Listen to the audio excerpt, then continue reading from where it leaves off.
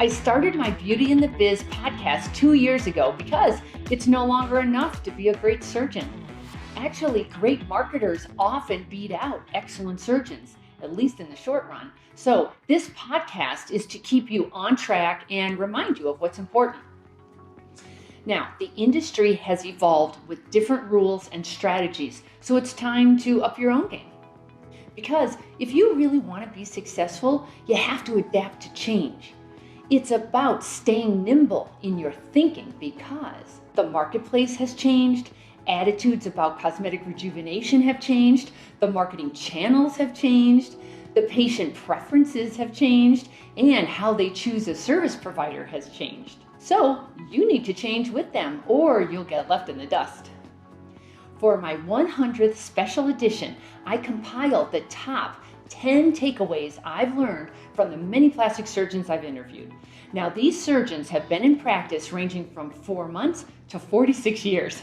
A majority were in solo practice, some are in practice with a partner, some have multiple partners.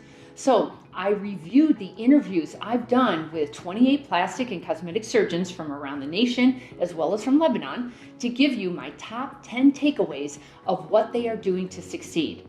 So let's get started. Takeaway number 1, they have a growth mindset. They believe their abilities can be developed. They're open to growing as a person, a surgeon, and a business person. They're passionate about growing their practice and always striving to be better. Now they're willing to push the envelope, learn, evolve, and change. They also stay open to life and opportunities that come their way. They think positive and are very optimistic about their future. They have resilience and they see challenge as an opportunity to grow. They believe their efforts determine their abilities and growth. And they're open to new technologies, marketing trends, and surgical techniques. Now here's takeaway number 2. They learn new skills. Many surgeons have decided they're good at surgery, but not good at managing people or businesses or marketing. So their minds are shut down to learning. Maybe because they spend so much time as a student, they're done, and I completely understand that. Or maybe business wasn't taught in medical school, so they're closed to learning new skills. Now, the successful surgeons open their minds and learn the business of plastic surgery by reading books, joining masterminds, and working with consultants. They study and they believe the sayings, earners are learners and leaders are readers. They believe they can learn to do anything, and they like to try new things versus sticking to what they already know. Takeaway number 3, they know their numbers. They manage their money. They watch their expenses and know their ROI on their surgical and non-surgical procedures, as well as their marketing effort. They have goals they are trying to hit, and the staff knows them as well. So rather than abdicate their responsibility, these surgeons take full responsibility for knowing what's happening in their practice. They have a bookkeeper and an accountant to do the work, but they review the work and the numbers regularly so there are no surprises. They review the bank statements and ask questions so staff knows they are watching the numbers. Takeaway number 4, they treat their team like an asset rather than a liability. Staff is not an overhead expense. These surgeons know they can't do this alone and they need a team supporting them. They meet their team regularly and get their feedback from the front lines. They have a trusted right hand helping them keep the business side running smoothly. They have a team mindset. They respect the staff to be professionals, but still they trust and verify. They build a culture of a team with a purpose. Philanthropic efforts to give back are a key part of their culture. These surgeons meet with staff regularly to lead them and keep them in the loop. They set up a culture of excellence and offer good pay, team bonuses, free additional training to better the staff so they grow as well as incentives and appreciation, including team parties, food trucks, and in-house masseuses to keep it fun. And they hire slowly and fire fast if someone does not fit with their culture. Takeaway number 5, they have a patience for life mindset. They see their patients as friends and family and treat them with respect. They understand that these happy patients can be patients for life, and they refer their friends and family and return for more.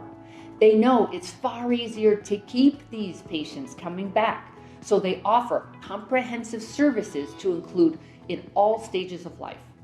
Actually, Dr. Grant Stevens reported on average his cosmetic patients have 3 surgical procedures over 22 years for a total of $80,000 to $120,000.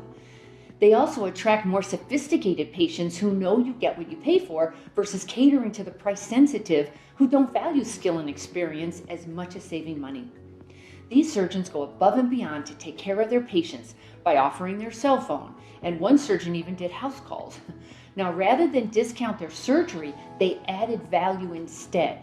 For example, facelifts come with skin rejuvenation laser treatments, and lymphatic massage come with liposuction. Now here's takeaway number 6. They fail and learn from it.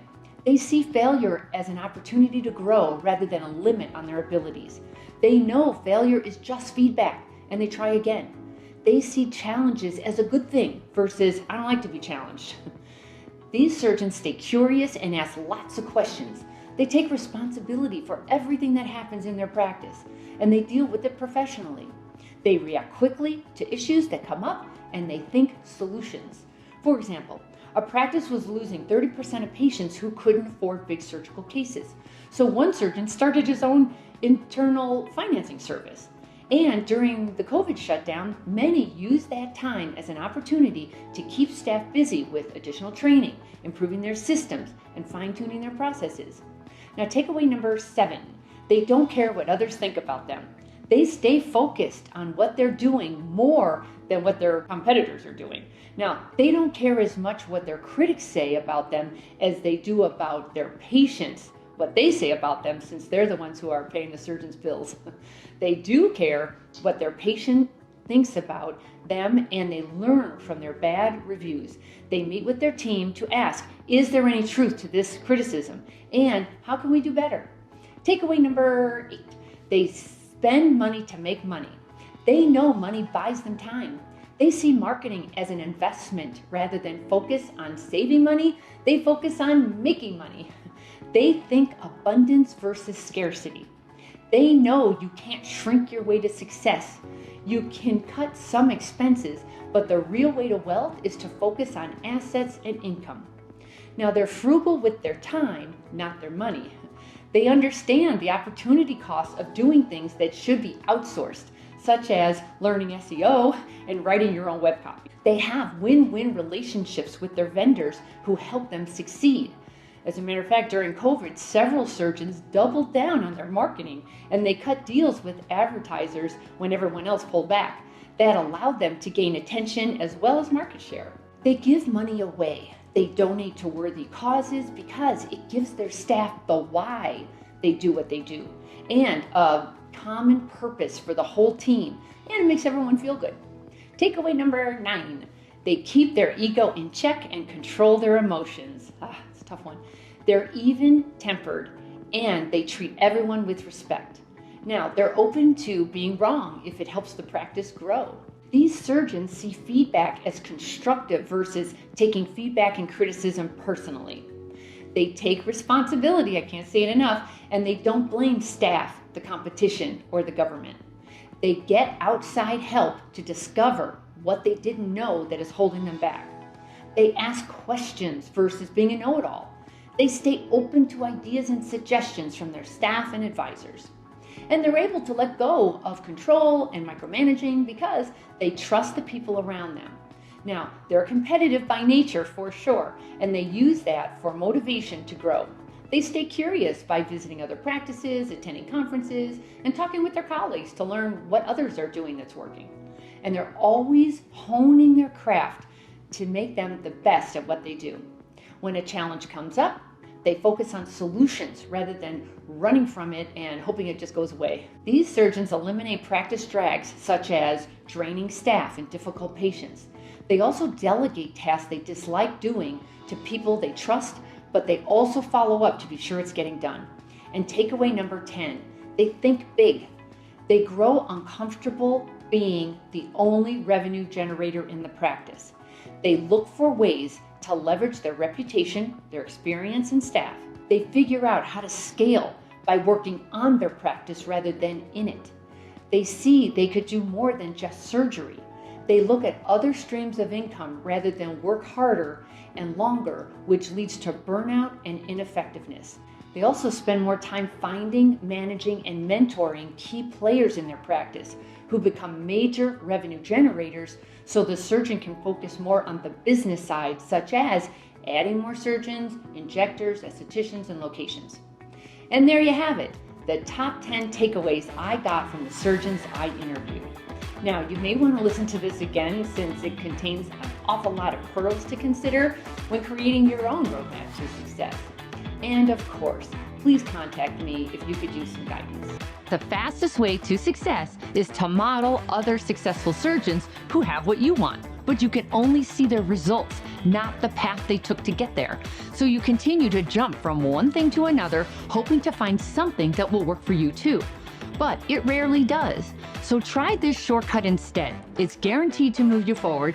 I compiled my intellectual property to grow cosmetic revenues, everything I've gleaned over the years, into one playbook of the most successful practices and what they do to win. Go to cosmeticpracticevault.com and let's grow your cosmetic revenues.